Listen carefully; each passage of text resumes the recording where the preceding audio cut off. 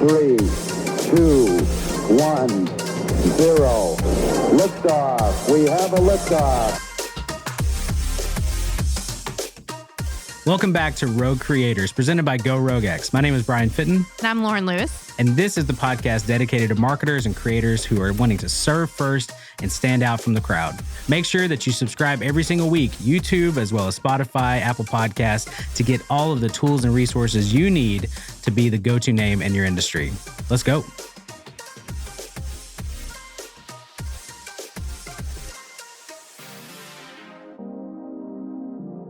All right.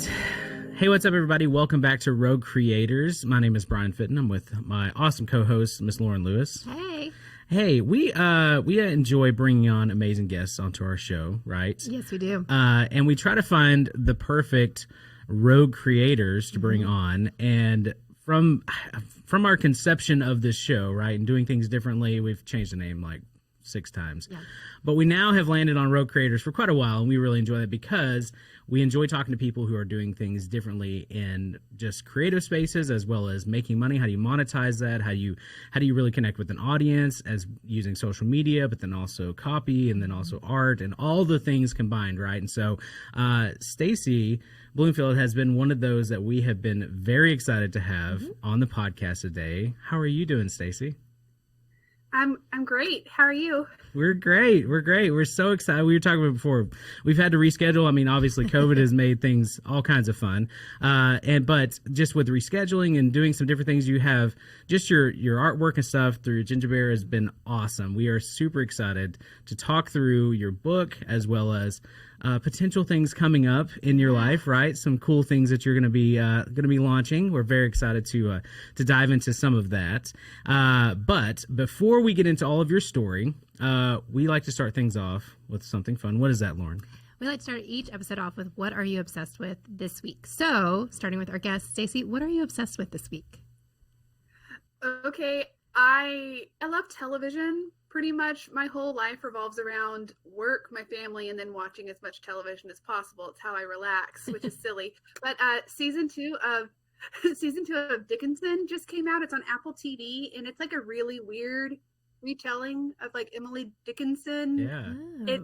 It's totally bizarre. There's like modern music and it's kind of tongue, but I'm super obsessed. So season 2 just came out, and I've watched the episodes, and then I rewatched all of season 1 because I was like, I have to. And I really love the poetry of Emily Dickinson, but this show is like really out there, but I love it. So I'm obsessed. Interesting. That's something to check out for sure. That is awesome. It's on Apple TV, and all I know is my phone kept telling me that I could have a free year of Apple TV if I clicked a button. Yep. And I did.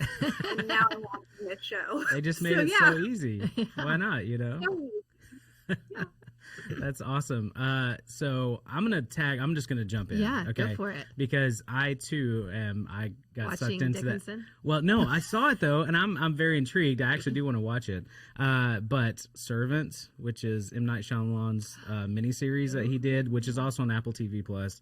That's the only reason. You said it was really creepy though. It's not. So it's a psychological thriller. It goes exactly through like his feeling of like the village and kind of like you don't know time and space really what's happening, and so it is very creepy. There are a lot of things that are I fall into that kind of weird. Could we watch it? Yeah, you can watch it. Yeah. I'm such a chicken. I don't like scary things, and so I'm always like, is it like super scary or just a little scary? I like to be a little scared. They're like jump scared. It's no horror. It's no horror or horror involved. There's a lot of it's just like if you know his work, it is very much in line with that, which I was very excited to see. So anyway. Let me tell you, I don't like horror either. But I made a big mistake over the summer. I didn't know what the movie Midsummer was about. Oh, no. Pretty. Oh, I just started watching it like, Stacie. This looks like a pretty poster, aesthetically pleasing. And I clicked watch, and within 20 minutes, I was like, oh my gosh, like Stacie, this is frightening. And it was like full on scary horror. Yes. Like skin being peeled off of people. Yeah. So, yeah. Okay. I enjoy, I just say I enjoy.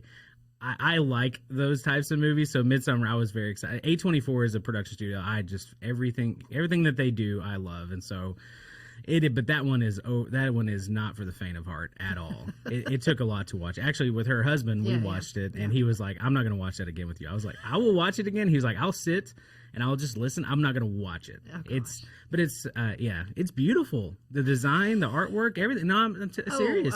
It is so pretty. Yeah, gorgeous. Yeah. But it is. I was like haunted. My husband came and found me in the bedroom on a Saturday, and he's like, "Are you okay?" I'm like, "No, I'm not okay." I'm like, "I watched this," and he's like, "Why would you do that?" I'm like, "I didn't know what it was." That's so funny. That's poor Stacie. I'm sorry. I'm gonna apologize for it, like on behalf of the movie for you. So that's too funny. All right, Lauren, what are you obsessed with? So I've been excited for some of the TV shows that Disney Plus is trying to launch with like the whole Marvel series. Oh, yeah. So my husband and I tried the first 2 episodes of WandaVision. Oh, yeah. Yeah. How has that been? It's weird. It's super weird. And my husband was like, "I hate this." And I'm willing to give it. I like that there's like hidden stuff all through it that's pointing at like something's not okay and this isn't reality on everything. But then it's also like, it kind of feels like an inception of an inception and inception. It's very weird. So I'm willing to give it more time, but it's very weird because it's like replicating almost like a old school, like I Love Lucy and things like that. But then something's not right, and then it's like super trippy, and then they're changing time periods. It is strange, but it's gotten like a super high rating on Rotten Tomatoes, though. I think all those film people are like, "Oh, I really like this." All right. I hope that they will continue more with like the clues that are all hidden and a lot more, maybe a little bit more obvious, because I don't want to watch I Love Lucy again. Yeah. That's not what I'm here for. But no, I'm interested. Yeah, nice. It's really good. Nice. So. Okay. This is a whole TV episode. Yes, basically. So all of our obsessions are TV. So Stacie, you fit right into this. This was great. This was awesome. That's good. All right. So just like we've always talked before, make sure you guys let us know what you're interested in this week. We always like to have some fun with that and kind of get to know each other a little bit with personalities. So now we know Stacie doesn't like A24 films that are super crazy. I don't blame her one bit. Totally fine. Okay, well, speaking of, Stacie, tell us a little bit about you, about yourself, and just really how you came up with this amazing concept of beautiful artwork, but also empowering people to monetize their art, empowering people, even in the mental health space as well. Like, there's so much just about what you're doing that we love. And then tell us a little bit about your book. Just tell us about everything. Give us a brief overview of everything. Well, I was born in Dallas, Texas. No, I don't do that. But let's see. I love to draw. My earliest memory is of drawing animals specifically. I always knew I wanted to be an artist. I went to college, got a degree in graphic design and fine arts. Did the thing where I worked at a coffee shop, worked at a university. I got married really young. I think I was 20. My husband was 21 when we got married. We were in college. I'd known him since we were kids. It's that kind of sweet little story. And he needed to go to graduate school. So we moved to Northwest Arkansas, and that's what brought us here to, the Fayetteville area. We've been here pretty much ever since. Had a baby that first year we moved here. And our life was like in fast forward, and I had completely put art on the back burner just for the sake of like trying to be a responsible young adult because, I had jumped completely into hood with marriage, bought a house, had a baby, and I was like 22. So that's a lot. And my daughter was born, and I needed to decorate her nursery because it's something you do. And I made my own artwork for her nursery because, my husband was a graduate student, and it's not like we could go do a lot of shopping. So I pulled out my trusty art skills and I made some artwork. My husband encouraged me to sell it online, and I shop. Within 2 years of that, it was successful enough that I could replace my income at my day job. Wow. And I quit my day job to focus on what I thought was going to be a career in nursery art. So, several years went by, had a couple more kids, and then I was done having kids, and I was no longer interested in making nursery art. Frankly, I had drawn every animal that you could possibly draw, and I was really bored. At the same time, I found that my business was stagnating because I had focused on one revenue stream, essentially, which was being online with an Etsy shop. And I hadn't focused on growing my newsletter, launching my own website, all the things that I look back on and I'm like, oh, Stacie, I wish that someone had guided you there. Like, I wish someone had reminded you of the importance of diversifying your revenue streams as a creative, which is what I do now for other people. I try to help them with that, essentially. So, I had my kids, was done having babies, and was trying to kind of find myself as a person again, no longer just focusing on motherhood. And I decided to start taking better care of myself. So one year I drew this illustration that says, "Give yourself margin," which is now the title of the book that's sitting right in front of you. And I made it my theme for the year, which was to kind of reinsert myself into my own life and rediscover my creative why, I guess you could say. And it was an accident in the sense that, people always say, like, this is my word for the year. And I had never really done that before because I'm like, that's silly. But I had this when something comes up in my head more than once, like, I try to pay attention to that. And so whenever I wanted to draw that illustration, I drew it and I printed it out and I put it on my wall. And that year was like the most remarkable year because I just decided to run with it in my life. So I actually worked less that year. I started actually making the artwork that I wanted to make for myself. So the artwork I needed for my own, I guess, mental health and self-care, I made.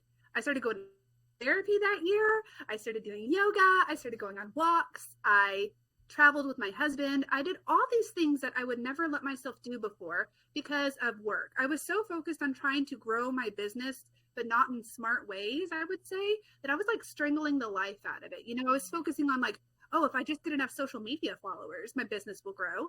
Or, if I can someone else is doing something really successful, if I can emulate what they're doing, then that's going to work for me.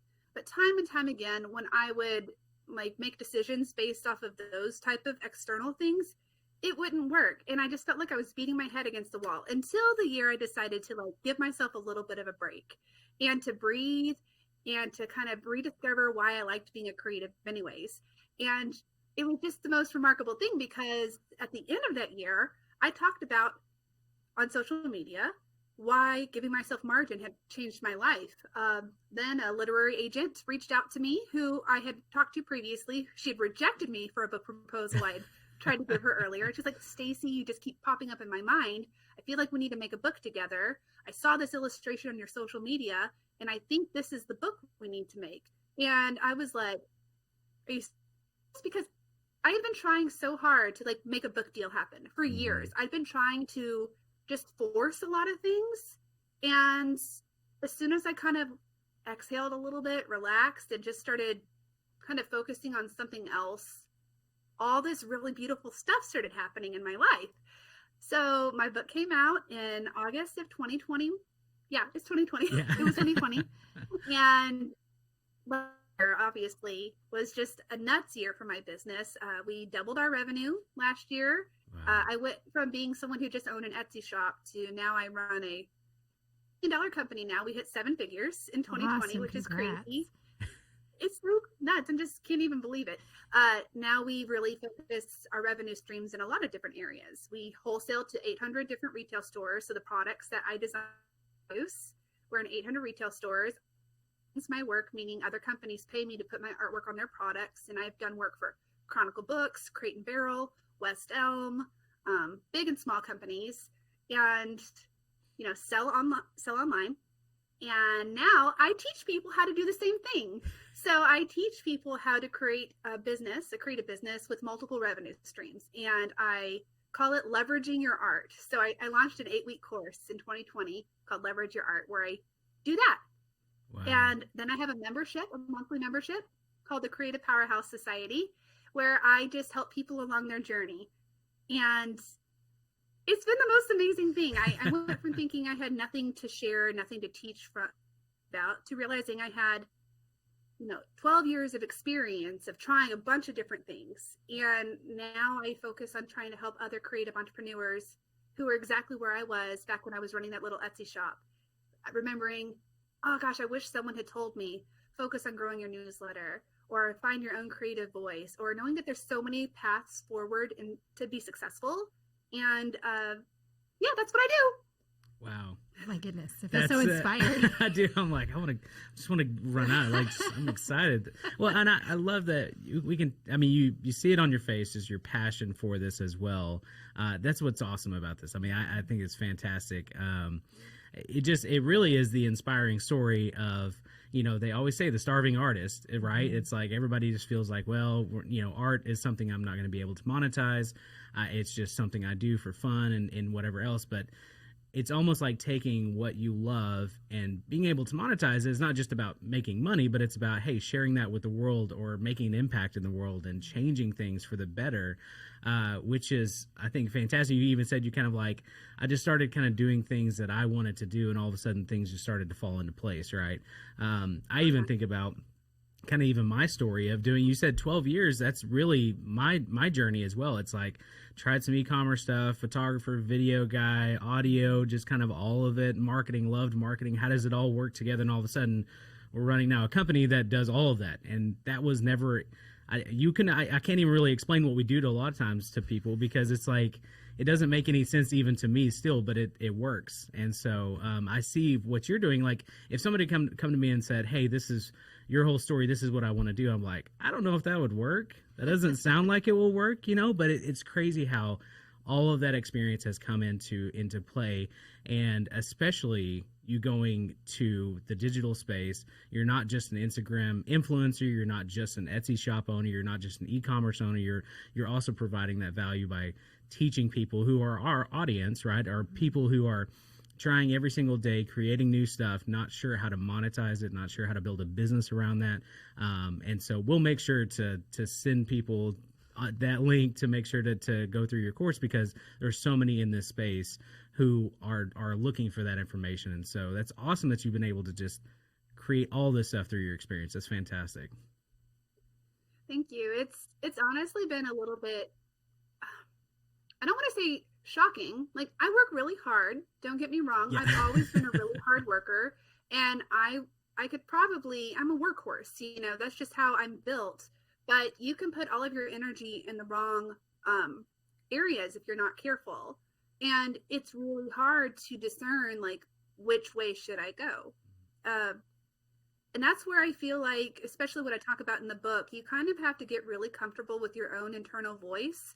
Like, so many times when I look back on the things that I wish I hadn't done in my business, it's whenever I ignored a little voice inside me that was like, I don't know if this is right, And it's not like every great decision was like a blaring, like, yes, you need to do this. And I knew it instinctively. But every time I've chased something for either the wrong reasons or it hasn't been the right timing, I've kind of in my gut. You know what I mean? But I put through and did it anyways because I was convinced that Rifle Paper Company, which is a prominent stationery company, does it this way. I should do it this way too. So-and-so hired this PR firm. I should do it too. And I wasn't ready. It wasn't the right time, and it wasn't my path. And so you have to get really good as a creative of knowing, like, why you're doing what you're doing, and let that be your guide for the decisions you're making, Yeah, absolutely. Yeah, that's some fantastic advice too, especially for anybody who feels like they have to do everything or follow some specific formula for what somebody else did. And a lot of times it's different for everybody. Yeah, I think it's being okay to be yourself and trying things, just because there's so many, especially within like a social media space, of like, you have to do it this particular way. And it's being okay to try something new, to be yourself. And like you said, listening to that internal voice, this is who I am. This is the path I'm going to go down, which is really, really cool.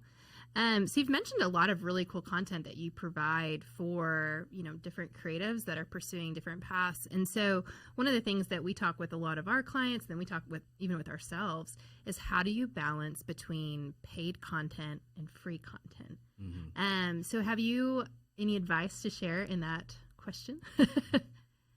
Yes. So I honestly only started really entering the education space last year. Granted, it's been phenomenal, and I've taught thousands of people. What I realize is the free content is what you give to your ideal audience so that they can like you, know you, and trust you, right? You want to give the good stuff so that you're building this relationship, especially new on the education scene. So I had, 11 and a half, 12 years of like business experience, but as an educator, no one knew me yet.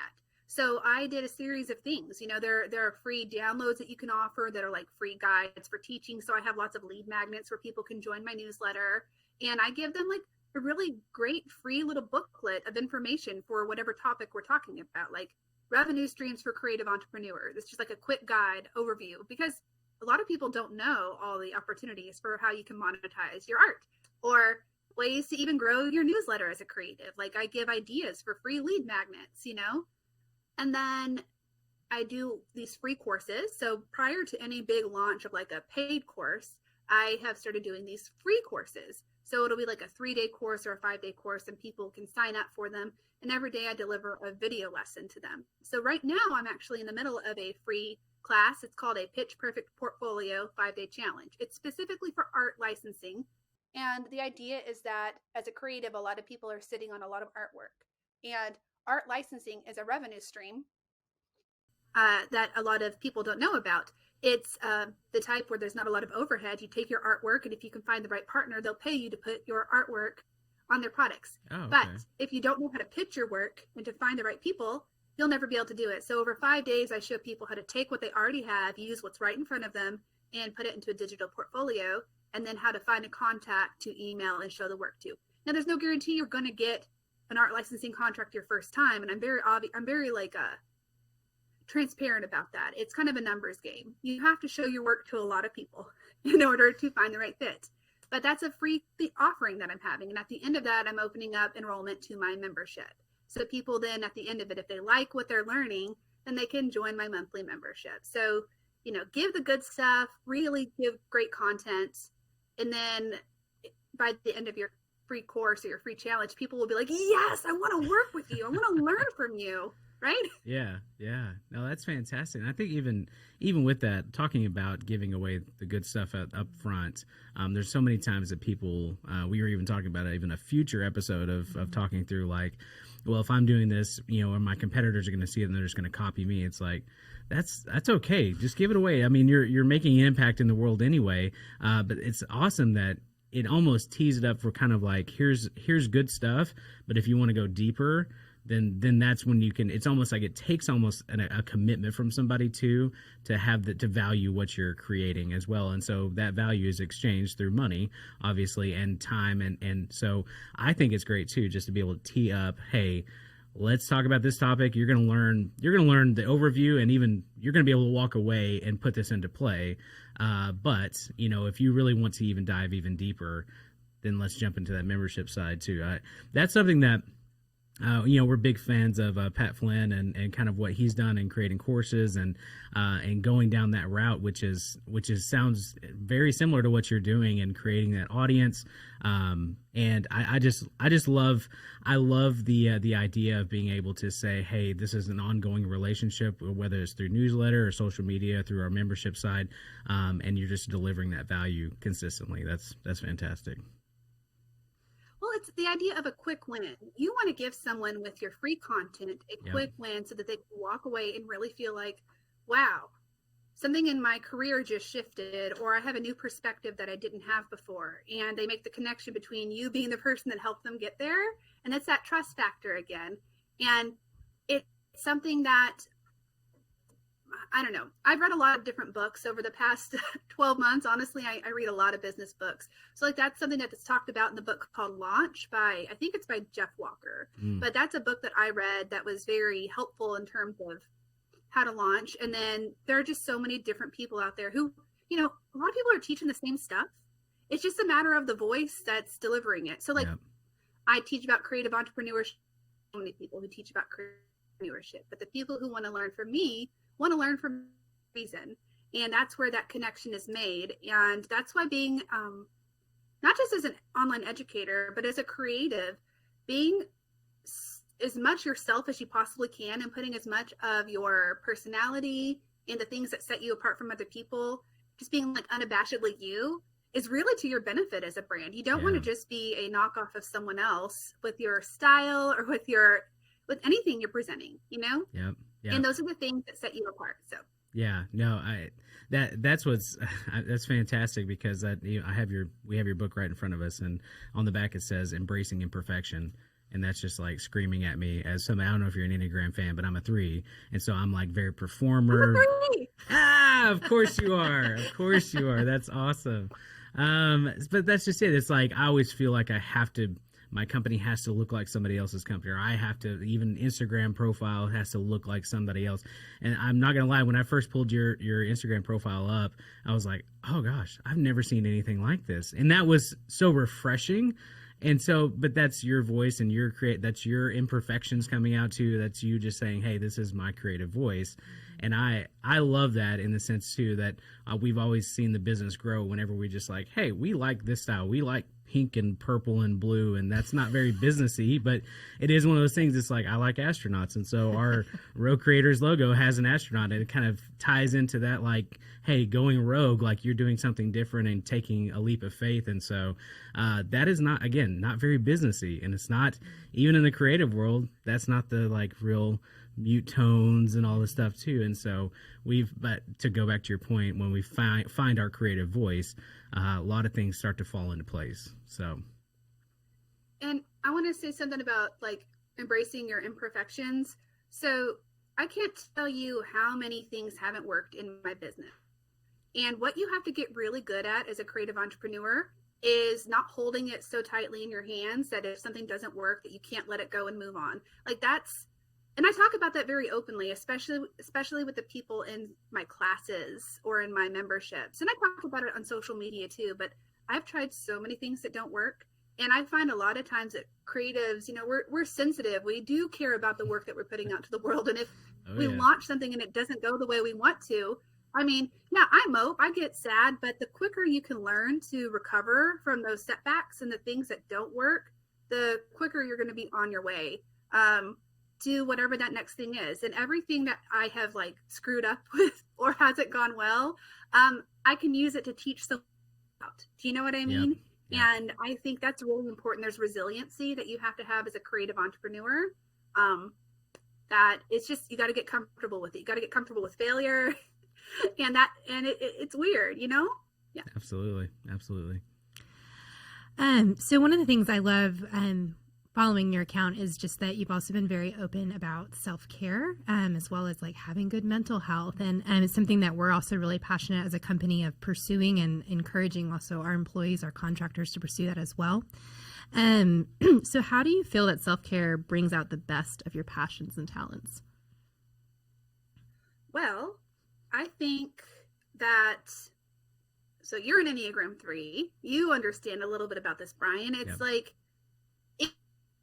I can be exhausting to people with my persistent pursuit of whatever I have put my laser focus on, right? Yes. Like it can be exhausting for the people around me, for my family, for my employees. And, my sister actually works for me. So my sister and I, we're wired very similarly. She manages our wholesale business. She's been with me for years. And maybe it's because of the house we grew up in, but we are both just like, if there's something to get done, we will put everything else aside to get it done. For, even if that means we are practically turning ourselves into robots. So for years, we would bust our butts working really, really hard and everything else would just be in the blinders. Mm-hmm. And I found that as I was growing my business and my team, like, it's not fair to have that expectation of everybody else. And if I can't model a healthy way that I approach my work and the expectations that I have for myself, like it's unfair for my employees. I don't expect them to be working at midnight. I don't expect them to be, putting in all these hours. And granted, I don't do that anymore. I don't have to work as much as I used to since I've kind of gotten more comfortable with taking care of myself. But what happens is once you start valuing yourself as a person, not just your performance, but like in terms of your mental health and your relationships and passions outside of work, it spills into everything. So that year that I mentioned that I decided to give myself margin and to take better care of my team was so much happier too, because it wasn't as intense. Mm-hmm. I was able to like chill out a little bit. So I go to therapy still just every other week right now. It's really because of COVID, but I've been going with my husband since 2018, I think, therapist, and it's been life changing. Yeah. And in fact, this is how I'm wired. I was with my husband the other night, and I was like, Nathan, what would it take for me to provide to find a way to build an organization where everyone in Arkansas got free access to talk therapy? What would that take? And he's like, I don't know, Stacie. So I'm like running the number. I only need $1 billion a year. Surely I can come up with that. And I mean, I don't have $1 billion, but my brain goes there. And it's because it's just been so valuable to me. And it's also helped me to discover, like, there's some things that I needed to delegate and let go of. And when you don't give yourself space to like breathe and to think, it's really hard to let other people into your process. So I've become a better boss because I've taken better care of myself. And now it's like, we got to get all this stuff out of Stacie's brain and like systems, because before I was just like I'm a one woman show. I can just do all the things myself. And now it's like, I can't, like, I need my team. I need to delegate. And I don't know if that answers your question, but as a business owner, I think that's why we've grown so much, is because I've gotten a lot better at just letting go of things and empowering my team. And I used to not recognize the importance of that. So. Yeah, you're speaking to my soul right now. We're going to church right now for us threes. That's good. I mean, it really is. The value. We've talked about this a lot, but my wife and I too, we go to therapy. It was every week for quite a while now, every other week, but it's just so impactful in so many different areas of your life, that things that you don't even understand, and like even childhood trauma has come up, and I'm like, oh, that's why I'm the way that I am. And that's not okay. I can fix this. I can be okay with this. I can revisit that and then come to some type of closure for that too. And stuff that you don't even think about that affects your everyday life, and especially in business. People don't think about that. They think it's completely separate. Well, home life is here, and then work life is here, and it's all completely separate. But it's not. It just bleeds over into everything that we do. And so I love that you're a champion for that, especially in the business world, because old management, being in corporate world for 14 years, it wasn't until the last few years of being there that they really started valuing mental health. Before that, it was all results driven, performance driven. It didn't matter, if you hit it, you weren't at 10%, then you weren't at 20%. It didn't matter how high you got. It was just, they would never value you as a person. And so luckily it is shifting that way. But I love that there are people out there who are championing this, for especially in the small business world, because that doesn't get looked at enough. So, well, I'd also say one more thing, and I love talking about this, but my therapist, of course, I love my therapist, and I won't say who they are right now here because that's weird, but he was talking about my relationship with my business. He said that there's this really great idea called the proposals of the feminine economy, the proposals of the feminine economy. And the website is sister.is. Anyway, the point is, like, capitalism in America and the way so many businesses have been run came from this perspective of like this masculine way of running a business, results oriented, and just all these things. Like, think Mad Men, like that was like the world. And obviously things have evolved over time, but now the way like a lot of people are approaching their businesses. Sorry, my dog is barking. Oh, this is important stuff. Stop. Right. I love it.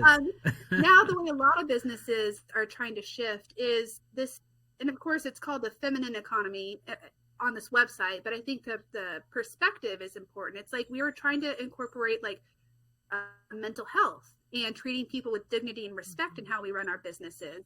And there's actually like language for this. So I've been trying to shift my business to running in this way for a while. And then my therapist is like, well, I stumbled upon this thing and it reminded me of like your goals for your business. So if anyone's interested in that, it's on a website called sister.is, and I've read through it, and it's just an interesting way to approach running a business. Anyway, that's all. Love that. No, that's fantastic. Awesome. Those are very, very tactical things that our listeners could probably find a lot of value, especially if they're running their own small businesses, agencies, whatever. They're even trying to make an impact in a larger business as well. It takes one person to take that step. So yeah, any of those resources, even after we stop recording, if you think of something, send it over. We'll make sure to put it in the show notes. That's fantastic. Yeah. So tell us, what is next for your company? Oh, goodness. Okay. So let me just say, the reason we had to schedule so much is because my business grew so much in Q4. It was a little bit overwhelming, in the best way possible. Yeah, that's awesome. great. That's the best excuse ever. We're totally fine with that. That's a great excuse. I mean, it was like quadruple. Our December was quadruple, like the previous Wow. in December, and it's a lot. So we're still growing. We were like, what's going to happen in January? And January is just still phenomenal. And, there's no magic bullet. I feel like it's just been a lot of like momentum building up. So what's next for us is we're hiring more people because we just need more people, which is a good problem to have. Yeah. I actually just promoted one of my employees to be the new Stacie Bloomfield. That's what I call her, so that I can be freed up to focus on kind of bigger picture things and content creation and education. So it's kind of weird, but like that's internally what's happening in our business. I'm gonna grab my dog, and you're gonna meet him. Can we see? Yeah, I was about to say. Come here, buddy.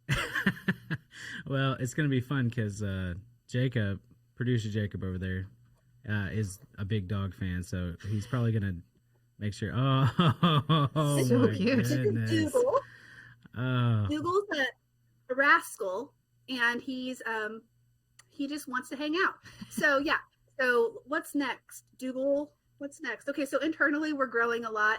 I am launching a podcast called the Creative Powerhouse Podcast. Yes. Awesome name. And it's another one of those ways that I'm going to be able to deliver free content to my ideal audience to hopefully be able to attract people to more of my education. But it's more than that. I found in my courses, my favorite thing to do is when I get to just go live and talk. Like, that's my favorite. Like, I really hate having to just type out my thoughts because I lose a little bit of like my excitement. I love talking to people. So we're going to launch the podcast in April, and we'll see. My husband got me the domain. He's a software developer, works for WordPress, so he got me my domain. I'm excited about that. Nice, What yeah. else is happening? Oh, I have so many things that are happening. My big course will be relaunching in June, the Leverage Your Art 8-week course. And my goal is to have 1,000 students in that launch. I had 500 in my launch over this last summer. And we have some big revenue goals this year. I think, I'm a big believer that you kind of set your intentions and then you just kind of open yourself up to possibilities. So, I'm just excited to see what happens next. In my head, I'm working on a new book proposal. It's not like written out yet, but I'd like to have that done by Q4. And I don't know, I'd really like to be able to leave my house at some point. So I really hope this year that things get better with COVID. Who knows? Maybe a year from now we can all meet in person. I don't know what's going to happen. Absolutely. That's what I think we were excited about too, of hearing about the warehouse and your space and kind of see some of your work as well. I mean, we're just going to plan that at some point. Yeah. When all this settles down. So that's going to be exciting. Oh yeah. Right now we're in the middle of a big rearrange at the studio to make room for everything because we're on top of ourselves. And I love our location. We're in a great spot in Springdale. I live in Springdale. I really want to stay there. So we're just trying to make our little space work as long as we can. And I don't know where we'll go next, but I'm really excited. I love what I do. We're kind of in a sweet spot right now, and I'm just trying to enjoy it. So yeah. That's fantastic. Awesome. Yeah, I just thought you're like, we're just doing so many things. I can't even that's so awesome. That's fantastic. Yeah, well, we are big podcast fans, so we will be on that list to subscribe because obviously absolutely. so much value. Just even today, talking through some of these things. I mean, it's fantastic. We will have you back because I'd love to dive into maybe even just a specific episode on your courses and how you're creating that, the membership levels. Are you keeping them open all year long, or is it just a limited kind of release where you walk with people through it? There's all of those questions too that I would love to dive into at some point if you're willing to come back on the show. Oh, totally. I don't have an evergreen model right now for my courses, just so you know, but that's something it's on the agenda for this year is to take one of my smaller courses and turn it onto like an automated evergreen model of enrollment, but everything else is like a limited launch. So the membership is once a year. No, the membership's twice a year. Oh, okay. And the big course is once a year. And, we could talk all about that whole process. Absolutely. Well, Stacie, I think you're my spirit animal because you're saying words like evergreen, which was, Oh, I say gosh. around the office all the time. It's almost become a banned phrase, I think, It around almost here. has. As well as build, people, they want to know, like, and trust you. That's a big one of mine too. And so, this is validating for me, Lauren. I'm so glad. It's been fantastic. Well, kind of take us home, Lauren. What are kind of the last question that we need to ask Stacie? We asked it. Oh, we did. I'm sorry. I get off on my tangents too. Well, hey, any advice that you would give somebody who's, starting to kind of monetize their art, feeling like, hey, I want to create a business around this. I have a dream of doing something like this, but I don't even know where to start. Feel free to plug yourself as well with that. But what advice would you give them? So 2 things I see often from people who are first starting out. One, they feel like it happens really fast for other people, and they get really discouraged whenever, even if they're incredibly talented and have already figured out kind of like their pocket of their like zone of genius, I guess you could say, like where they need to focus on, they get really discouraged if they don't start monetizing as quickly as they want to. And I have to remind people, like, I'm 12 years in, Yeah. I was only growing pretty slowly for a lot of years. I mean, we're talking like 12% growth year over year, which isn't bad, but like you start from like a year where you're making $2,000, that takes a while, So I think you have to give yourself permission to grow slowly. In fact, one of my favorite podcasts is How I Built This with Guy Ross, and there's an episode with the founder of Patagonia, and he specifically talks about their slow growth and how important it has been. And now Patagonia is enormous, but they've been around for decades. And he really talks about the importance of slow, steady growth for sustainability. A lot of businesses grow really quickly, create as quickly, and then they can't sustain it, or they have to sell or go public. For me, I've always liked the idea that slow growth is good growth. So that's one really big piece of advice I'd give anybody, is wherever you're at, it's going to be slower than you think it's going to be. And that's kind of normal. And you see all the glorified stories of the instant success. It's never instant. There's probably been a million failures before that success that you saw publicly. And I just want to encourage anybody, whether you're graphic designer, illustrator, photographer, content creator, like, it's okay if it goes slower, and like maybe keep your day job for a little while. Like, I had to work my day job for a while. And when I quit my job to replace my income, it wasn't that much money. My day job didn't make me that much money. So I was like, $20,000? Heck yeah! Yeah. And $20,000 is a lot. Don't get me wrong, but I can't raise my family with 3 kids off of $20,000. So it's all about your perspective and where you're at. So there you go. No, it's fantastic. It's awesome. Took you 12 years to become an overnight success, so that's awesome. Oh, I love that. That's fantastic advice. That patience. It's okay to have that patience. It's okay to grow slowly, and we have to remind ourselves that Daily. daily. Yeah, that's exactly right. So, Stacie, thank you so much. Where can people, if they want to get connected with you, learn more about Gingerbread and even just the courses and what you're doing over there, where can they go? Well, if you want to see more of me and my dog, Dougal, yes, we always visit me on Instagram. My business is called Gingerbread, Gingiber. It's a weird name. It's a whole thing. I've had it for years. It's a Latin word. If you want to learn about our courses, visit leverageyourart.com. And that's where I have all of my education in one area. We're doing a big website revamp this year, so that'll be ready by Q3. I'm excited about that. So everything will kind of live together. So there's gingerbread.com for products, wholesale licensing, and there's Leverage Your Art for education. And then Dougal's on Instagram with me in store for you. So. Love it. Well, thank you so much, Stacie. Yes, it's been amazing. Yeah, thank you. And Thank you for having me. Absolutely. Make sure that you guys go. We'll have everything and even some additional stuff that Stacie sends over. All at gorogex.com/podcast. Make sure you guys check it out there. All the links, everything we've talked about. And until next week, we'll see you then. Thanks.